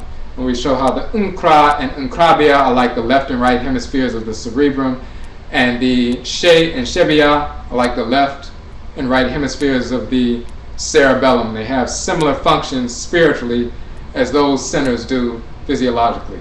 So the Nkra and Nkrabeya deal with what your purpose, your function in the world is, and how to execute that function based on who you are in a harmonious manner. Maybe you're supposed to be a healer. That's your specific function, but there's a specific manner in which you are to execute that function without creating disorder in the process. A certain kind of healer you're supposed to be, and a manner in which you're to approach that. That's your Nkra and Nkrabeya. Your She and your Shebeya are the specific configuration of spiritual forces you were given to execute that healing process. Some people may heal through a watery medium. Maybe you're supposed to heal through a fiery medium or an earthy medium. So you have a specific configuration of forces that support that healing function. So you're a healer, you have a specific means by which you do that, but then you have a specific kind of healing you're supposed to effect. Of course, you're given the energy. You're not just given the plan, but you're given the energy to execute the plan. So that's what the Nkrabeya and Nkra is. That's why the Nkrabeya or Nkra makes the Sun Sun obey the entire Kra, obey the soul. Within your Kra, within your head, is the Nkra and Nkrabeya. It's just like a driver in a car. You have the car, but then inside the car is the driver. Within your Kra, that personal divinity, that force in nature, the reason why it's able to pull you in a certain direction. Why does it pull you in one direction as opposed to another direction? Because encoded within that force in nature, that Abosone that was assigned to you by Inyame wa Inyame, is the Nkra and the Nkrabeya, your specific function. You're supposed to move in this direction as a healer, where somebody else may move in this direction as one who's one of the immune system cells in the great divine body, is a protector, defender, and so forth. Or maybe somebody is one of the skeletal cells within the great divine body, is a builder, is an engineer, and so forth. So depending on what your function is, your Kra is encoded with that, and it moves you in that direction, and you are to harmonize every thought, intention, and action with that specific function, with that movement. So it is the Nkrabeya which forces or compels the Sun Sun to obey the Okra. So again, with the first Ebe, you're given your function. The second Ebe shows that once you receive a divine function, pre-incarnation, then you're sent into a blood circle. Now you know who you are spiritually, you know who you are physically. Then the third Ebe shows you, now you know who your enemies are, who you are to separate yourselves from. Internally, within your own group, collectively as Afurakani, Afuraitkaitnut people, and of course externally, the whites and their offspring, but you also have some enemies internally. And this is a purificatory process. When we embrace these principles, we're also attuning to the Abosone that govern these principles, and we're able to affect a pure movement towards our ancestral culture, ancestral religion, and nation building. So now you know who you are spiritually, know who you are physically, know who your enemies are. Yes, now you're ready to build a nation, but before you do that, you need to recognize you're not going to be here forever in this specific incarnation. So owu nyan nipa nan kwamu, that focuses you on the fact that you have a certain amount of time to execute your specific function and the consequences of if you don't execute your function. So you're given a function, you're given a blood circle to operate and execute that function. You're warned of who the enemy is so you can reject the enemy internally and externally so that you can execute that function. But you're also shown that you have a specific time frame within to execute that function and the consequences of not executing the function properly. And now that all that is laid out, now you need to know that it is your shed inkra, the inkra and the inkrabia, which forces your sunsum to obey the okra. You will have compulsions to move in the direction of the crop. That compulsion is natural, it was encoded within you, and now you will experience that, and you have to govern yourself accordingly. You need to live in harmony with that. Now you become a mature adult. You're making your own decisions, you're guided by your nkra and nkrabia, and there's a natural compulsion that is encoded within you. It's not just a belief system, it's not just you read something or you're given some information about somebody else and you just make a decision about, I think I want to do this or I think I want to do that. You have a specific function that is encoded within you, and if you don't align yourself with it, if you don't align your sunsum with your okra, then you create disorder in the process. Now the next ebe, oba yeofa, oberima yeofa, ne obrabo asase fimo. So the law, oba yeofa, oberima yeofa, woman is half, man is half. That is the law of ethical existence in the house of the earth mother. That goes back to Inyame wa Inyame, Amenet, Amanen, the great mother and the great father, two halves of a whole. There's not just a great goddess, there's not just a great God. There's never been a time when there was just a great God. There's never been a time when there was just a great goddess. It's not that God created the universe and created all the gods and goddesses and there's the one divinity. We are not monotheists. That's idiocy coming from the whites and their offspring, attempting to get rid of all the actual divinities and make us focus on one fictional divinity. Then they make themselves the representatives of that fictional one divinity, and then we're worshiping them. And then we try to blacken up that foolishness and say there was just one divinity and everything else is just symbols. That cuts you off from the actual Abosone that govern you. Some people are children of the Abosome of the ocean, some people are children of the Abosome of the sun, some people are children of the Abosome of rivers, mountains, and so forth, and they carry the energy complex of those Abosome, and in order to execute your function properly in creation, you need to attune with the divinity who carries that energy that you're born of. If you think that they don't even exist, then you'll just do whatever you want to do and create disorder in the process. You would be like certain organs in your body deciding there are no such thing as organs, we're just all body cells, and I'm not a heart, I'm not lungs, I'm not a thymus, I'm not a pancreas, I'm just body tissue. I'm just going to do whatever I feel like doing one day, from one day to the next. That will create disorder. And if we engage in that same foolish philosophy or rationale that's given to us by the whites and their offspring to actually disrupt our community, then we engage in self-destructive behavior. So, Inyame wa Inyame, Amenet Amen, Ka and Kayet, Hehu and Hehu, Nu and Nut, Ra and Raet, and so forth. Atem, Usaset, Ptah and Sekmet, Heru, Het Heru, Alsar and Alset, Set and Nebet Het, Shu and Tufnut, Geb and Nut. Always a balance of male and female. These are different forces in creation. Oba Yeofa, Oberema Yeofa. Woman is half, man is half. Female is half, male is half. That is the law of ethical existence in the house of the earth mother.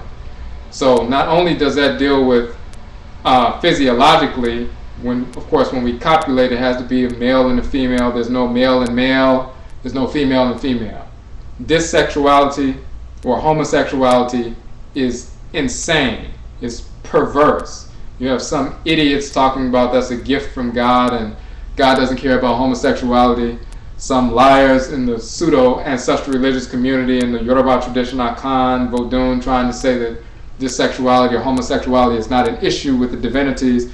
The Abosone despise homosexuality, dissexuality. They hate dissexuality, homosexuality. Inyame hates homosexuality, dissexuality. We call it dissexuality, just like we say disorder, because order is not apparent and not there when you have disorder.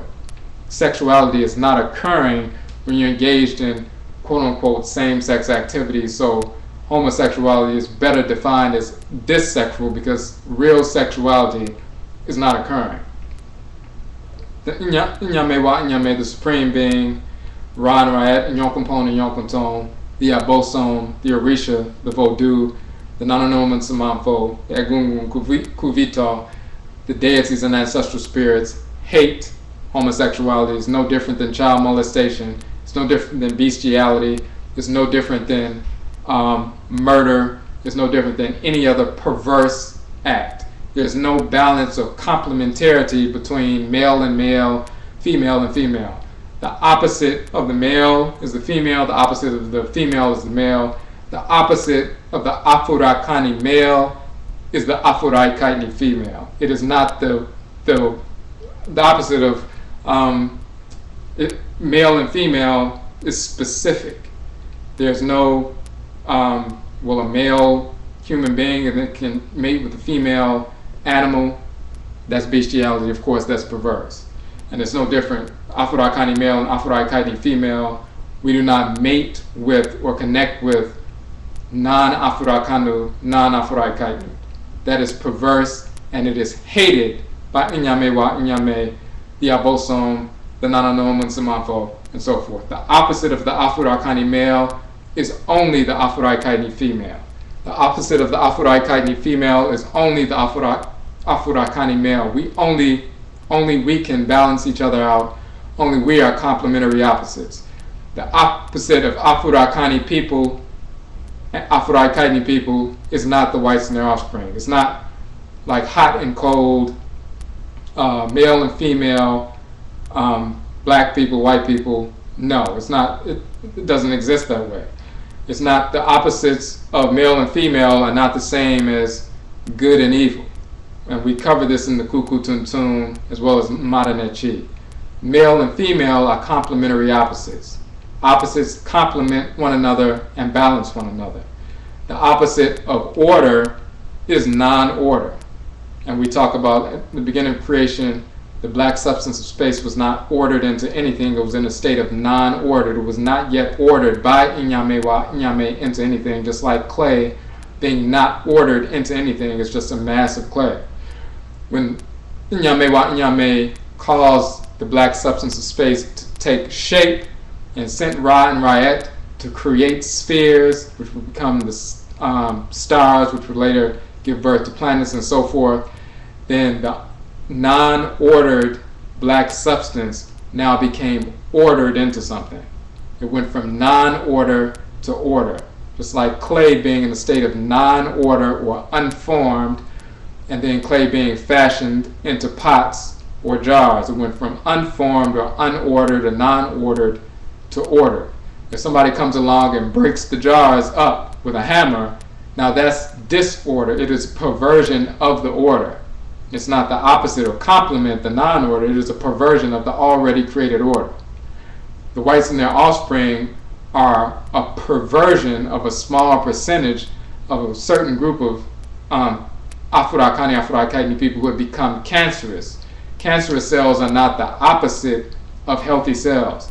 Cancerous cells are a perversion of a small percentage of healthy cells, and that's why the divine response to cancerous cells is their isolation and extermination. The whites and their offspring are not the opposite of Afurakani, Afuraitkaitnit people. They are a perversion of a small percentage of Afurakani, Afuraitkaitnit people who have become cancerous thousands of years ago. The opposite of Afurakani, Afuraitkaitnit people, the only created people in the universe, are the uncreated people, which are the Nanasom and Samanfo, our ancestresses and ancestors. The opposite of the melanin dominant created beings are the uncreated beings who are not in a melanin dominant body, meaning not in the body, because the only true body is the melanin dominant body, which is the Afurakani, Afuraitkaitnut body, that black body. The opposite of the black body, the physical body, the melanin dominant body, is the light body or the spirit body, which is the ancestral body. So the opposite of Afurakani, Afuraitkaitnut people are Afurakani, Afuraitkaitnut ancestresses and ancestors. Again, the balance of male and female is the balance of the Afurakani man and Afuraitkaitnut woman. We are the only true man and woman on the planet. Everybody else is a degeneration of a small percentage of some of our people who have become disordered. Okay, any questions on that so far? If you have any questions, put them up. And then we have the last ebe is Sankofa Jeta Subain Afurakanu Afuraitkaitnut. Sankofa, you often hear that term. It is from a phrase often repeated in Akhan culture. An ebe, actually, a proverb. Sewo werifi nawo sankofa yenchi. If you forget or your mind leaves you and you sankofa, return, go, grass, yenchi, we do not hate, or it is not hated, it is not taboo. Meaning it is not taboo or evil or hated or wrong to return, go, and grasp from the past if you have forgotten or if your mind has left you. And what it's saying is, inferring is, the most important thing you should do is engage in that sankofa process. When you need to return to the past, return to your ancestral past, the reservoir of 1 million generations of earthly experience is our ancestral past. So for us, as Afurakani, Afuraitkaitnut people in America, we have been the furthest removed physically from Afuraka, Afuraikai, and the furthest removed spiritually and culturally from Afuraka, Afuraikai. So our Sankofa process is the most extensive. We go back to the origin of creation, when our spirits first went before Inyame received our pact, our specific function to execute in the world. Then we go back to that time, the time that we were sent after that back to the ancestral world to await incarnation, reincarnation, went into a specific blood circle, began to execute our functions in the world, were taught about who our enemies are, Abosone ye achiwadifo, learned about Owunya Nipana Akwamu, death wakes up those who sleep through life. So we need to value the time that we have here to execute our specific function and recognize as mature people what can happen when you don't execute your function.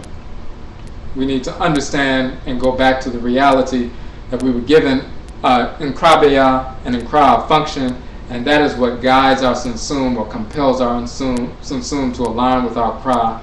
Go back to the basic reality and fundamental law of creation, Anasasew, which is Oba Yeofa, Oberema Yeofa, male and female are two halves of a whole, and that's the governing principle, the balance of male and female from Inyame wa Inyame all throughout the created universe, even including our emotions, the balance of the fiery and watery, the masculine and feminine, the expansive and contractive, and so forth. When we Sankofa, return, go, and grasp from the beginning of our culture, the beginning of our existence, and apply those lessons to our everyday existence, to our every thought, intention, and action, that purifies Jeta, our Subain, our character. Sankofa Jeta Subain of Afurakani, Afuraitkaitnut people. Sankofa as a process purifies our character. And so these are the basic principles of purification, Wabo Jeta. When we incorporate these and inculcate these basic principles of purification given by the Kadin boson to the Nsaman, each one of these principles, when you look at it from top to bottom, these 7 principles are governed by the solar, lunar, and planetary bodies, the Abosone that govern those solar, lunar, and planetary bodies of the 7-day week. Each one of these Abosone have given their input to how we need to purify ourselves. When we incorporate these basic purificatory principles Then we can embrace our Nanasom ancestral religion pure and naturally and harmoniously. Then we can engage in culture with a purified mindset. And then once we engage Nanasom and Amammere, ancestral religion and ancestral culture, then we can engage the process of nation building, Amansesew, without bringing perversity in the process. We want to build a nation, we have all the talents we need to build a nation. We have engineers in our community, we have physicians in our community, those who study European so-called medicine, but also those who study traditional medicine. We have people who are agriculturalists, who study organic farming and engage in that process. We have people who understand governance. We have people who understand jurisprudence. We have people who can manufacture clothing. We have engineers. We have people who can build homes, build structures, and so forth. We have everything we need in our community. People who can build institutions and maintain institutions and have administrative acumen and so forth. The one thing we have not had and do not have is purification. Because if we purify ourselves through Wabo Jeta as an Afurakani, Afuraitkaitnit collective, and these principles are translatable and transferable to all Afurakani, Afuraitkaitnit ancestral languages and cultures. When we purify ourselves through these principles, being guided by the Abosone, the Orisha, the Vodou, who govern these principles and whose energy governs these principles, when we incorporate that and awaken that purification within ourselves, then we can unite with that minority percentage of people that we need to unite with to begin to build. You don't have to teach a purified person that they need to shop within the black community. You don't need to teach a person who's purified their mindset that they need to educate their own children. You don't need to teach a person with a purified mindset that they don't need to worship the whites and their offspring, a cracker, as the supreme being. You don't need to teach a purified person that homosexuality is a weapon that the whites and their offspring are using to destabilize our community and pervert the minds of our children. When you purify your Sunsun through Wabo Jeta, through incorporating these 7 fundamental principles, and then when you engage your Nanasom, the Abosone, and so forth, you constantly reinforce these principles. You constantly engage in the Sankofa process to purify your character. Then that's all it takes. Unity already exists. It's like you have like we said before, you have a bowling ball and you have a penny and you hold them up 10 feet at the same level and you drop them at the same time. They may be totally different in size and composition, but they will hit the floor at the same time.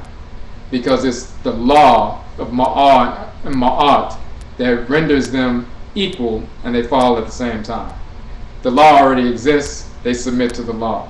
When we purify ourselves through the Sankofa process, when we Sankofa Jeta purifies our character, then we automatically attune ourselves with Ma'a and Ma'at, and we're on the same page. We don't have to create Ma'a and Ma'at, law and balance. That force in nature already exists. When we purify our character and purify our Sunsun, then we automatically attune ourselves to that balance, to that harmony. And then we're on the same page and we move in the same direction.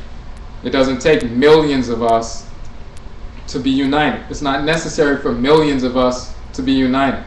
It's not necessary for 1 million of us to be united. It's not necessary for 500,000 of us to be united. It could be 100,000 of us, less than 1/100th of a percentage of our people in America. But if we purify our character and move into Nanasom, Amammere, and Amansesew, ancestral religion, culture, and nation building with a purified mindset, we will automatically have been attuned to Ma'an Ma'at, of course, Heru Behudet, and Sekmet.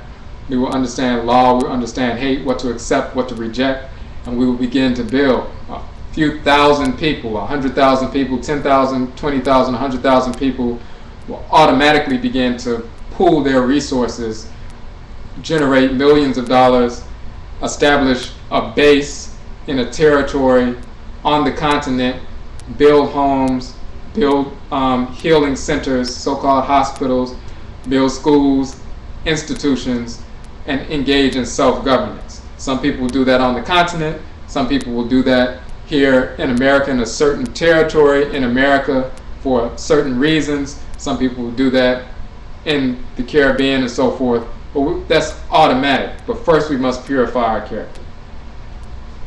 Okay.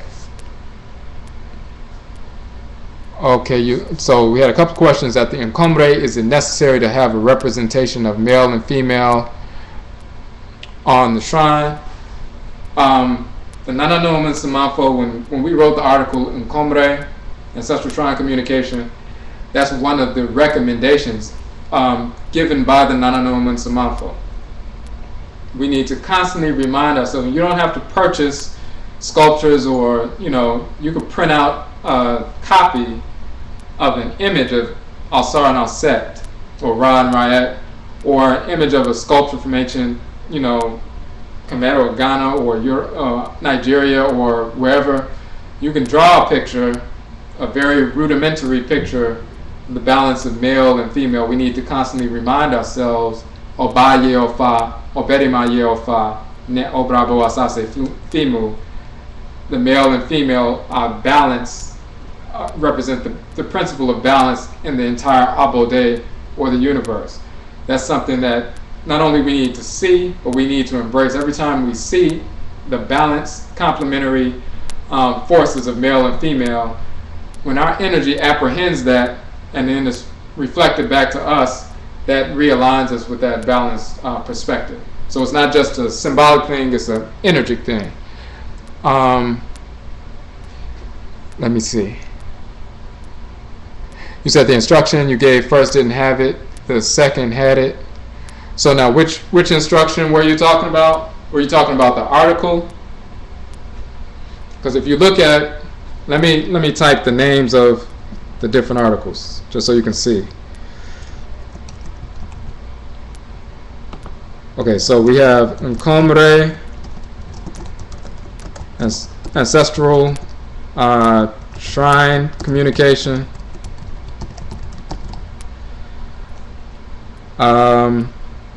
Then we have Nsaman Atemmu, Ancestral Shrines in Kemet. We have Nsaman Atemmu and the seven senses. Well, first let me send those two first. Okay, Nkomre, Ancestral Shrine Communication, Nsaman Atemmu, Ancestral Shrines in Kemet. There's an article called Nsaman Atemmu, which is an ancestral communication and the seven senses, and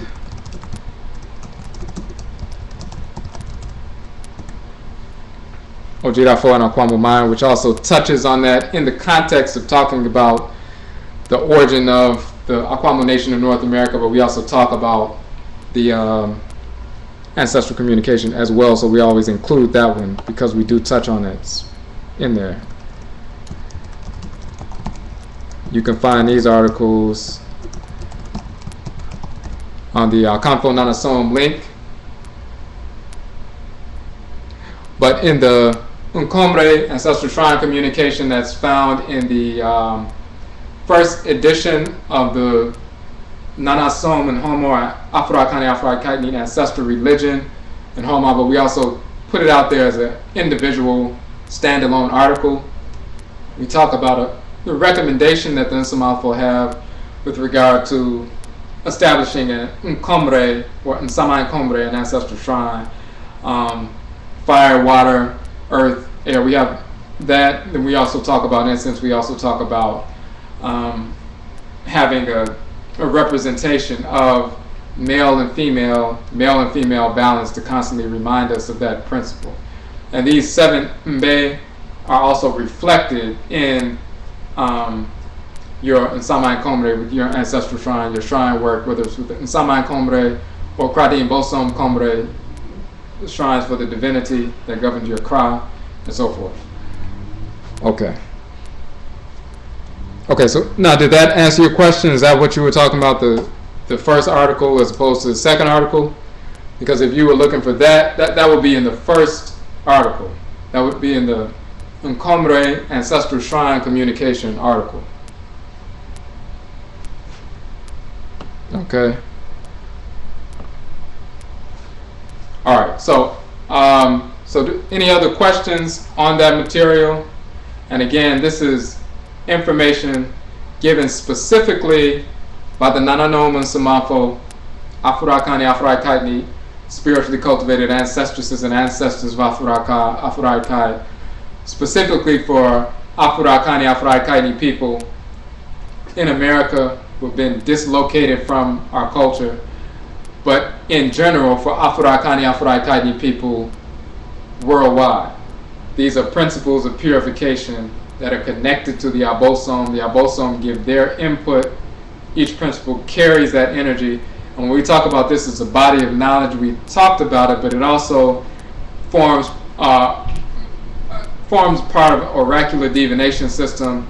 It also forms part of ritual practices that is included within ritual song, these principles, ritual chants, and so forth at the Amammere, at the Kadin Amammere, and so forth. So it's not just philosophical. It is, because it attunes us to certain things, but when we even speaking these proverbs, and they can be translated into Yoruba, into Ewe, into Igbo, into Mbundu, into Bambara, and so forth, when you speak these proverbs, chant these proverbs, pray with these proverbs, you actually invoke the Abosone who govern these proverbs, stimulate those centers within your sun, within your spirit, that are connected to those Abosone to reinforce that energy and open up communication with those Abosone, as well as your Nanasom and Samafo and also Asamanfo Pa, who are connected to those Abosone in life and continue to be connected to them. Okay, so that's cool. All right, so if you have any other questions, just hit us up on the Ning site. Let me give you the Ning site.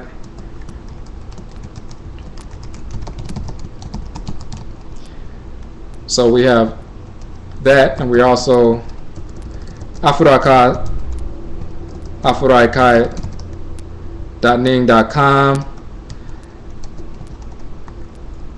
and then we're also, which is our own network where people are studying the culture, and we have forums. It's a network similar to Facebook, but it's a privately owned network. So people join that network and study culture. There are a number of forums, there are a number of discussions, hundreds of discussions detailing different aspects of the culture, going into detail about the publications that we have out. We also have our YouTube site for the different videos we have out there. YouTube.com/Odwirafo. And then we also Afuraitkaitnut on Facebook. We have an Akhanfo Nanasom group on Facebook, which is Ancient Authentic Akhan Ancestral Religion. So you can join that group. And then we also have, if you check our Nhoma page on the site. Okay, so the Nhoma page, Nhoma means publications. So the most recent publication that we released a couple of months ago is the Okra complex, the soul of Akhanfo. So we go into detail about your Kra, your Ka, your Kayet, your Ori Inu, your Okra, Okrawa, your divine consciousness, your soul, that divinity that dwells with you, which is the centerpiece of ancestral religious practice.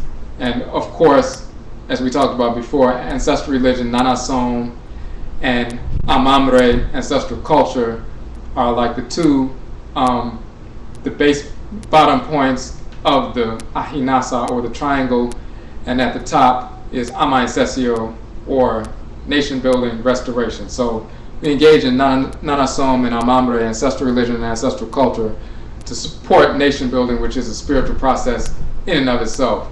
Ever since we have been in America, ever since we were brought over here because of warfare, we've wanted two things. We wanted our independence, our sovereignty, and to be secure in our sovereignty. We wanted independence, self-rule, self-governance on our own land, devoid of the whites and their offspring, devoid of our enemies, and to be able to secure that independence militarily and preserve that independence perpetually. Right now, we are no closer to independence, self-rule, self-governance, and being secure in that independence and sovereignty on our own territory. We're no closer to that now than we were 120 years ago. And it's not because of a dearth of talent in our communities. It's because that talent has not been unified or brought together. And the only way we can do that is to purify our minds through these principles of Wabo, Jeta, and then embrace Nanasom, Amammere, and support Amansesew, or ancestral religion, culture, and nation building from a pure standpoint. We can't come in polluted and bring the same pollutions from white culture into ancestral religion and culture, because then it infects our nation building process and it collapses. Okay, so you can go to the Nhoma link. You can download the entire text, the PDF version of the book. It goes into a great bit of detail. And we also have the hardcover version of the book. If you want a hardcover, well, it's a softcover version of the book. You can also check that out. And then we also have an oh-jee button, or a contribution button, if you want to support our work. We have about 11 publications out right now, books out right now. Then we also have over 40 articles, extensive articles, some 20, 30 pages long, going into detail about a number of different subjects. All of those publications are free. The softcover version of the Okra, publication is, we sell that because it's, softcover, and we publish it and we print it ourselves. We do all the printing in-house, so of course that's an expense. But the PDF versions of all 11 books, as well as the 40 plus articles, are all free. We don't, we're sustained simply by, the community. Whenever they get a chance, they can make a oh-jee or contribution, a donation to our work. Our websites, of course, are free. To log on to the Afuraitkaitnut site, there's no fee for that. And we put these PDFs, these books out, and these PDFs out for free because we do not want to hold important information, pertinent information, ransom. So some of our people who cannot, we have people who are unemployed, people who don't have any funds. We're not going to hold the information ransom, so in order for them to get the information, or else they just can't learn anything about themselves. So, but what offsets that is sometimes people will make a contribution, and it helps us to be able to continue to produce these free works, but also we're moving towards putting out softcover versions of all of the 40 plus articles, as well as the 11 books and upcoming publications, and actually giving out the softcover versions for free as well. We want to be able to have presentations and give out 100 books for free and give them to the community for free, just like, the Odwirafo are polluting our community with free Bibles, free Qurans, Jehovah Witness foolishness. Then you have black people who are engaged in the polluted mindset, who are giving out free information about Islam and Christianity and Moorishism and foolishness like that. We want to give out free information that's actually accurate and beneficial for Afurakani, Afuraitkaitnit people, and Amansesew nation building and restoration. So if you want to make a contribution, Jeta, we thank you for that. But just remember, no matter what, all the publications are accessible and free on the site. So, okay, Medase. So Medase, thank you all for checking us out. We will be sending out a message for the next broadcast. Most likely will be next Benada, next Tuesday, but just be looking out for that notification on Facebook as well as on the Ning site. All right, Medase.